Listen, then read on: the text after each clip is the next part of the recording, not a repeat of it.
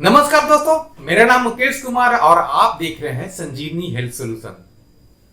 आज के इस टॉपिक में हम बताने वाले हैं कि अगर आपके घुटने में दर्द रहता है और अगर आपने डायग्नोसिस कराया है, डायग्नोसिस मतलब कि आपने ब्लड टेस्ट करवाया है या फिर एक्सरे करवाया है या फिर एमआरआई करवाया है, तो there are so many different type of knee pain. बहुत सारे कारण हो सकते हैं आपके घुटने के दर्द का। मेरे पहले वाले वीडियो में बहुत सारे वीडियो मैंने बनाए हैं जो डिस्क्रिप्शन बॉक्स में मैं दे भी रखा हूं। उस वीडियो में सिर्फ और सिर्फ ऑस्टियोआर्थराइटिस के लिए बताया गया है एक्सरसाइज, कैसे हमको एक्सरसाइज करना है, कैसे हमारे घुटने के बीच के जो कार्टिलेज होता है उसको बढ़ाना है, कैसे घुटने के बीच का जो गैप में कमी आ जाती है उसको बढ़ाना है।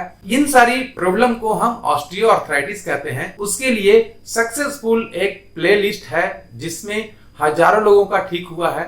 यह बताने की जरूरत नहीं है, आप वहां के कमेंट से भी देख सकते हैं। दोस्तों, आज के इस टॉपिक में हम बताने वाले हैं कि घुटने में अगर दर्द है और हमने डायग्नोसिस कराया है, ब्लड टेस्ट करवाया है, सभी चीज नॉर्मल आया है, एमआरआई करवाया है, उसमें एसीएल आया है या पीसीएल आया है या एलसीएल आया है या एमसीएल आया है। अब ये एसीएल, पीसीएल, एमसीएल और एलसीएल क्या है उसके बारे में थोड़ा सा बताता हूँ। इसका फुल फॉर्म होता है anterior cruciate ligament, posterior cruciate ligament, medial collateral ligament and posterior collateral ligament. दोस्तों, यह चारों जो लिगामेंट है यह हमारे घुटने के चारों तरफ से ढका रहता है। थोड़ा सा मैं इस तरह से समझा सकता हूं कि हमारे इस घुटने के चारों तरफ से, एक हिंदी में अगर समझाएं तो हम बता सकते हैं कि एक पट्टा होता है। हमारे घुटने के बीच में जो गैप होती है उस गैप में किसी तरह का कोई कनेक्शन नहीं होता है हड्डियों के बीच में, सिर्फ और सिर्फ ये लिगामेंट से ही कनेक्टेड होते हैं। तो ये हो गया मेडियल कोलेटरल लिगामेंट जो कि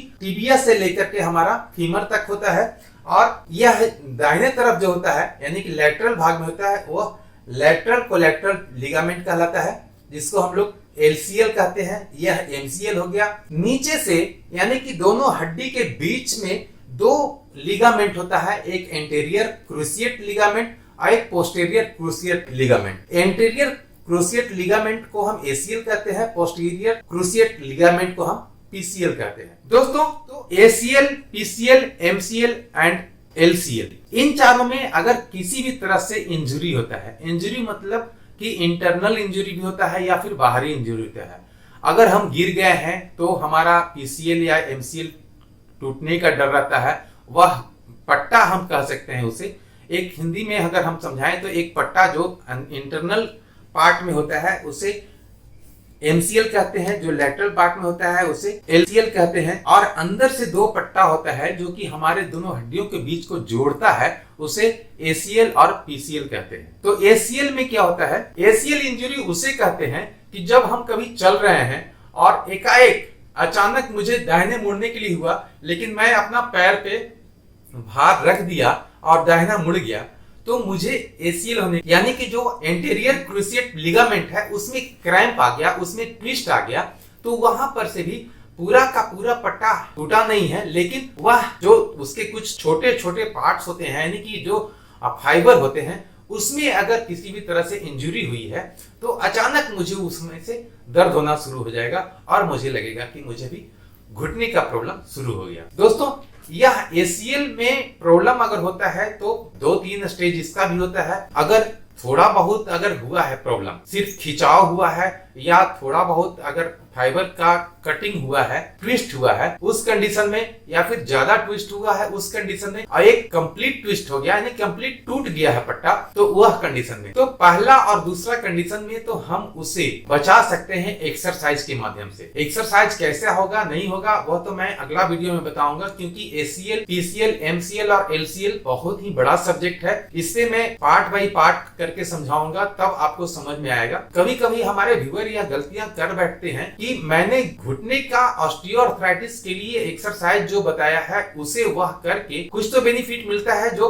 प्राइमरी स्टेज का जो एक्सरसाइज है उसे करने से तो बेनिफिट मिलता है, लेकिन जैसे ही सेकेंडरी स्टेज का एक्सरसाइज करना शुरू करते हैं तो उन्हें दर्द बढ़ने लगता है। दोस्तों, आपका जो घुटने का दर्द है वह जरूर यह पता कर लें कि वह डायग्नोसिस जरूर करा लें कि वह किस कारण से है। ऑस्टियोआर्थराइटिस है तो नो डाउट 100% ठीक होगा, लेकिन अगर एसीएल है, पीसीएल है, एमसीएल है या एलसीएल है तो उसमें वह सारे एक्सरसाइज को नहीं करना है, बिल्कुल नहीं करना है। खास करके वेट वाली जो एक्सरसाइज है वह तो बिल्कुल ही नहीं करना है। दोस्तों, इन सारे लोगों को वह सारे एक्सरसाइज नहीं करना है जो मैंने ऑस्टियोआर्थराइटिस के लिए बताया है। दोस्तों, ऑस्टियोआर्थराइटिस में क्या होता है, हमारे घुटना के जो गैप होता है उसमें कमी हो जाती है।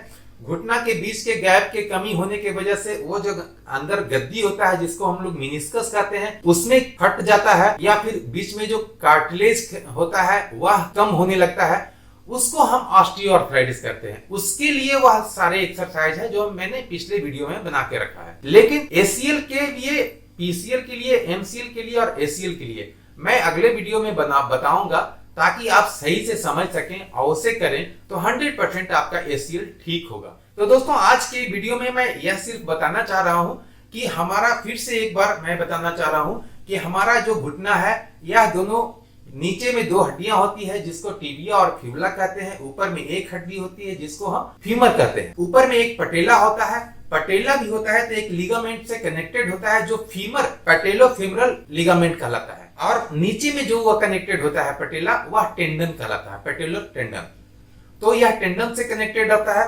और बायां और दायां यानी कि इंटरनल पार्ट में जो होता है लिगामेंट, यानी कि जो जिसको हम हिंदी में पट्टा भी कह सकते हैं, उसको हम लोग मेडियल कोलेट्रल लिगामेंट कहते हैं। जो राइट साइड में यानी कि बाहरी साइड में होता है उसको लेटरल कोलेट्रल लिगामेंट कहते हैं। इसके अलावा दोनों के बीच में, यानी कि ये दोनों हड्डियों के बीच में दो पतला पतला पट्टा होता है यानी कि लिगामेंट होता है, उसको इंटीरियर क्रूसिएट लिगामेंट कहते हैं और पोस्टेरियर क्रूसिएट लिगामेंट कहते हैं। दोस्तों, लेटरल कोलेट्रल लिगामेंट का काम होता है कि हमारे घुटने के नीचे के जो भी पोर्शन है उस पोर्शन को लेफ्ट ले जाने नहीं देगा बहुत ज्यादा। और मेडियल कोलेट्रल लिगामेंट का काम होता है कि हमारे पैर के दाहिने तरफ वो ले जाने नहीं देगा।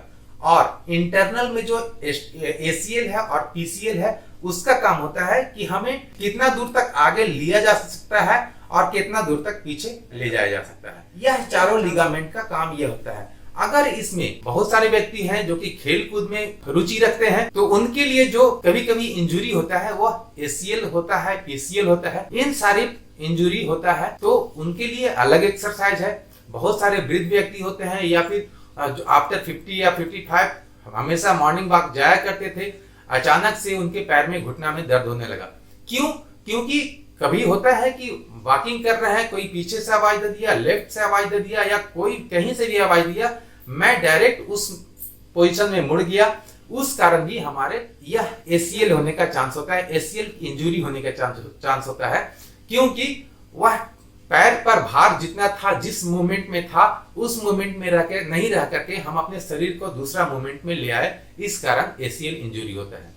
तो दोस्तों, आज के इस वीडियो में मैं सिर्फ यही बताया कि अगर हमारे लिगामेंट में अगर किसी तरह का प्रॉब्लम है तो हमारे पिछले वाले किसी भी वीडियो में बताया गया एक्सरसाइज को ना करें, उससे आपको कोई लाभ नहीं होगा। आप अगर एक्सरसाइज कर रहे हैं तो सबसे पहले यह डायग्नोस जरूर करा लें, कहीं आपका एसीएल, पीसीएल, एलसीएल या एमसीएल तो नहीं है। अगर यह है तो आप ऑस्टियोआर्थराइटिस के लिए बताया गया एक्सरसाइज को ना करें। दोस्तों, उम्मीद है वीडियो अच्छा लगा होगा, और अच्छा लगा है तो वीडियो को लाइक करें। अगले एपिसोड में मैं बताऊंगा कि एसीएल के फर्स्ट स्टेज, सेकेंड स्टेज और थर्ड स्टेज के ट्रीटमेंट में हम क्या कर सकते हैं, कैसे हम उसे घर बैठे भी ठीक कर सकते हैं। अगला एपिसोड में मैं एसीएल, पीसीएल के लिए एक्सरसाइज के बारे में बताऊंगा ताकि आप उसका सही से ट्रीट कर सकें। चैनल पर अगर आप नए हैं तो चैनल को सब्सक्राइब कर लें, बेल आइकन को दबाकर ऑल नोटिफिकेशन ऑन कर लें। इंस्टाग्राम का आईडी मैंने डिस्क्रिप्शन बॉक्स में दे रखा है, ताकि अगर आप अपना एक्सरे, अपना रिपोर्ट भेजना चाहते हैं तो इंस्टाग्राम के माध्यम से आप मुझे भेज सकते हैं। मिलते हैं अगले वीडियो में किसी और अच्छे टॉपिक पे।